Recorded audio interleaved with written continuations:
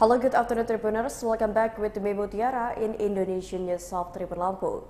We will present you an updating and interesting information from every place in Indonesia. And here are the complete news. The first news is, Erick Thorhir registered himself as a candidate for General Chairman of PSSI.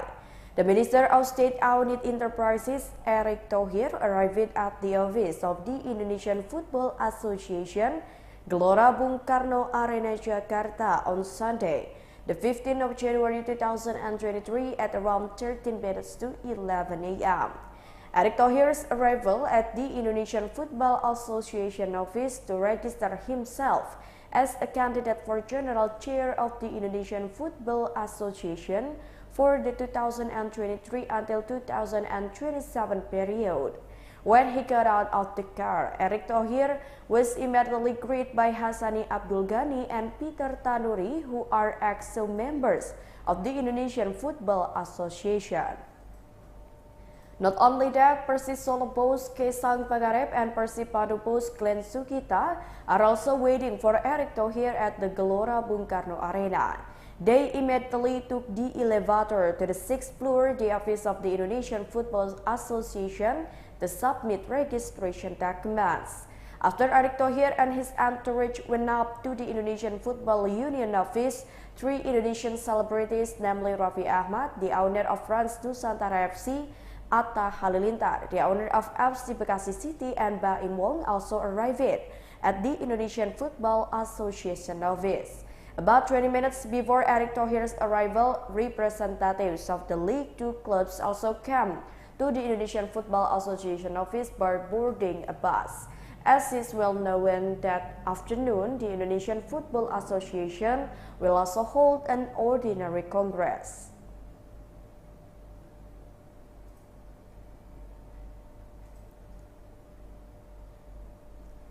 The next news is, a girl survived a poisoning case in Bekasi City.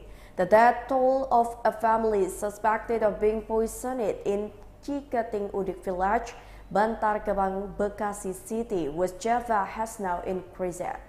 On Tuesday, the 12th of January 2023, a family in Bekasi was found in a critical condition at home. Two people were declared dead when they were taken to a nearby hospital. Meanwhile, the other people are known to be in critical condition. Now, a total of 3 out of 5 family members have died.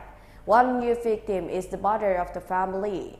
The head of public relations section of the Metro Bekasi Resort Police Commissioner Erna Ruswik Andari confirmed that the death toll of a family suspected of poisoning had increased.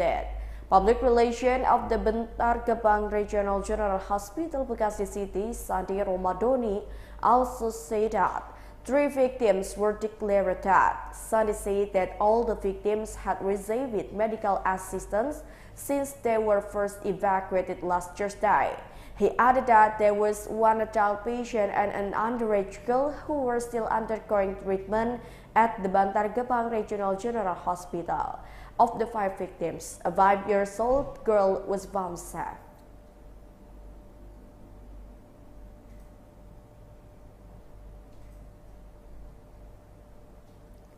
One perpetrator of a boy murder case in Makassar is facing the death penalty.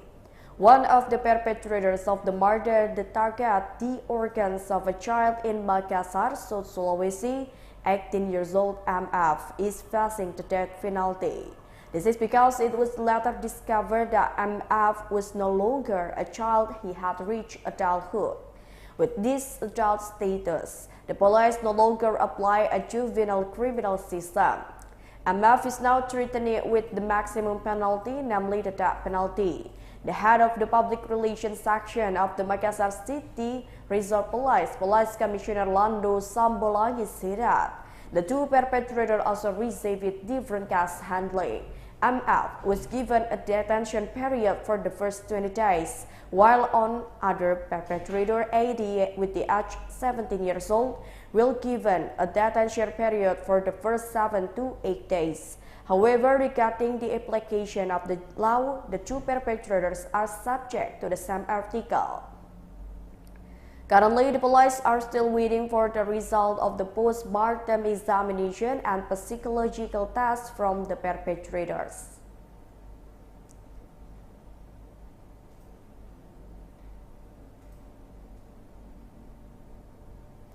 Ayana Buaran roll snacks that are viral on social media. You can find a variety of interesting snacks when stopping in the capital city, especially if you are in Buaran, East Jakarta. Because there is a snack that is now viral on social media, namely roti roll Ayana Buaran. Using a 1x2 meter card, Oni Budiman is 60 years old as a business owner, apparently having been actively trading since 2005. The man with the distinctive white hair also explained that, although his efforts have been taking a long time, he emphasized that running them is not as easy as running water. If we take an analogy, water that flows in a river and is often obstructed hits the road. In accordance with the reality spoken from his mouth, he admitted that he had lost his card and was forced to close 4 other branches because the condition of the COVID-19 pandemic increased drastically in the 2020 until the 2021 range. Even though he has closed all of his business branches, now Oni is also slowly growing. Evidently, when his business went viral on several social media platforms, his sales doubled. Interestingly, this bread has a maximum time to be consumed up to 4 days after it is made. Oni said the taste and texture of the bread is still maintained, both in terms of crispy sensation and softness.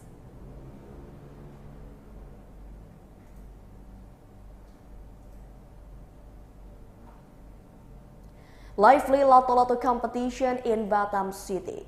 The Lato-Lato competition, which was held in the courtyard of the Panbil Mall on Saturday, the 14th of January 2023, attracted the attention of Batam residents. Until Saturday night at 8 a.m., the residents did not move from the location to watch the game, which is currently viral throughout Indonesia. This Lato-Lato competition started at 4 p.m. However, a number of residents have started arriving at the location of the arena at 2 p.m. Some even claim to have come at 12 a.m. Yunanto, one of those who came quickly all the way from Tanjung Piayu, Yunanto wants to watch his 11-year-old son compete Lato-Lato. Based on Tribun.Batam.id monitoring, a number of residents came bringing complete food from home. Some even brought food baskets complete with carpets. In between events, they said eating food while sitting on the floor in the courtyard.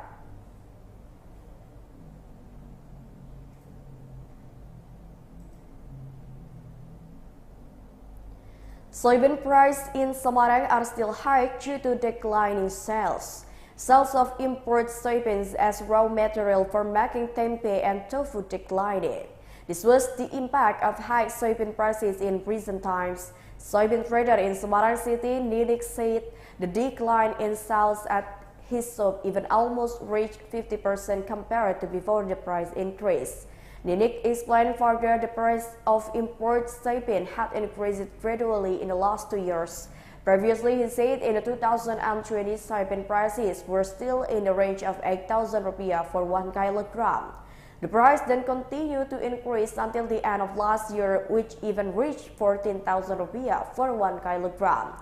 According to Nini, despite the decline, the current soybean price is still high. Thus, the price reduction that occurred has not had an impact on sales in the store. For example, there's soybean, which usually run out once a week, and now once every 2 weeks.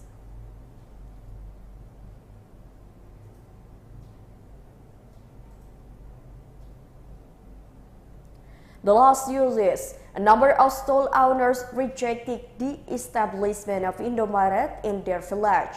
A number of stall owners in Q1 DDS Village, Tuku Mulyo District, Musirawas Regency, South Sumatra Province came to the Musirawas Region's office and held a demonstration on Tuesday, the 12th of January 2023. Their arrival was to reject the establishment of Indomaret in their village. They insisted that the existence of Indomaret will harm their business, which has been their source of livelihood.